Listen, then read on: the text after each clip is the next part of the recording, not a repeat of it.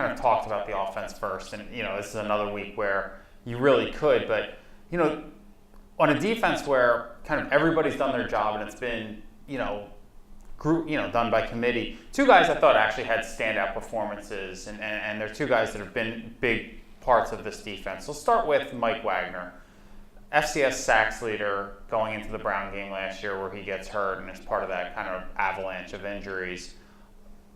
He looks like he hasn't kind of missed anything since he's come back. 2 big sacks, had the forced fumble.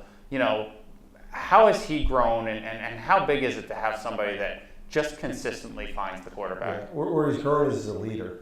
Like, I see him constantly, helping out Surace, helping out Matt Jester, who has a couple sacks on the year as a freshman, helping out Ike Hall. He's really taken a leadership role. He's been productive since we got him out of a 3-digit jersey and put him in a 2-digit jersey and found a position that may fit him. And ever since last 3-4 games of his freshman year, he's been a presence as a pass rusher, and he's become a better run defender as well. We talked about that story on the podcast with Mike this week, but what goes into, was it really just he was there and you needed a body, or was there something about him where you thought, no, he could actually fit this position? So we loved him out of high school. He was a running quarterback, didn't know where to play him, and he's 225 pounds. He's athletic.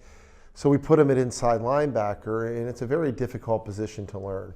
There's so many keys you have to read and things like that. And we had a number of injuries that really limited our scout team. And literally looking at stretch, who can we move today that might challenge the offensive lineman? And it was, Wags, go in there and give this a try. And pick the right guy. And pick the right guy, because we couldn't block him.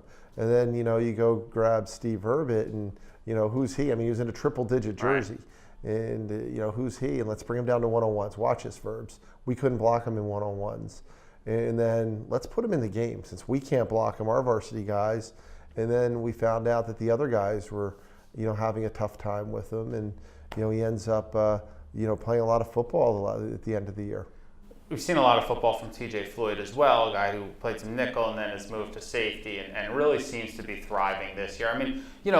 He played well, I thought, last year, but you could see in his second season, he just has, I don't know if it's a better feel or just more confidence, but he's been all over the place, especially these last 2 weeks. Yeah, I think experience can be a big thing back there. He is playing with a lot of confidence. And you just see it every day at practice. He's coming on. He's just, the first game of the year, he didn't have any interceptions, but he just dominated. I remember coming in on Sunday after the Butler game, and Verbit, Coach Verbit comes into the office, and man, TJ Floyd, he was all over the field, and you're starting to see him develop into becoming the type of player we expected.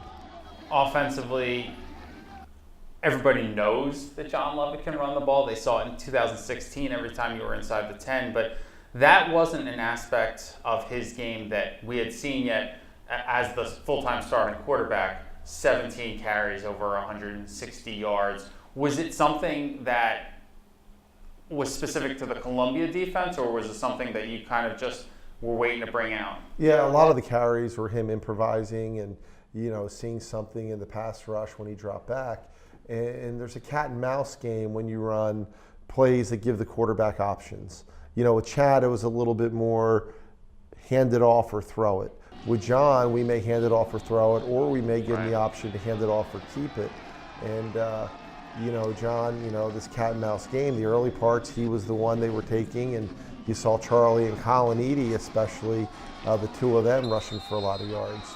In Columbia's case, they took away some things that Colin and Charlie were doing, and they forced John to become a runner. And, the first half, he dominated that half. And then the second half, they come out and, early in the half, they assign 2 guys to him. And next thing you know, Colin's off to the races, and it's a 4-score game. 2 guys who could, at some point, have roles in the passing game, but I think have had a huge role so far in the success of the run game have been Cody Smith and Graham Adamitis. We've talked about the offensive line, but in particular, those 2 guys have cleared absolute run lanes Yeah, no, they are just bought into everything we're doing. They are playing at an incredible level. In Graham's case, there's times we had things designed where he's the number one target and we give up a sack. We haven't given up a sack all year, by an offensive lineman, and that play we do. So he's just bought in, and he's a really good receiver, and we're trying to find ways to get him the ball, but it's hard when you got the outside receivers, you got our slot, you got some other guys, and we just haven't been able to do it as often as we'd like. First 3 weeks, you have seen standout receivers, arguably, some of the best guys in their respective leagues. This week, you may get the best, or one of the best pure running backs in all of FCS football, in Dominic Bragalone. You don't need to go very deep into your film to see what he did against you in 2016. I know he had some injuries early in the season, but healthy now, coming off a bye, I would have to think you're going to get the full dose of Bragalone this weekend. Yeah, he is an exceptional player. He's a historic player for Lehigh. He came into the year with like 3,500 rushing yards and over 4,000 total yards.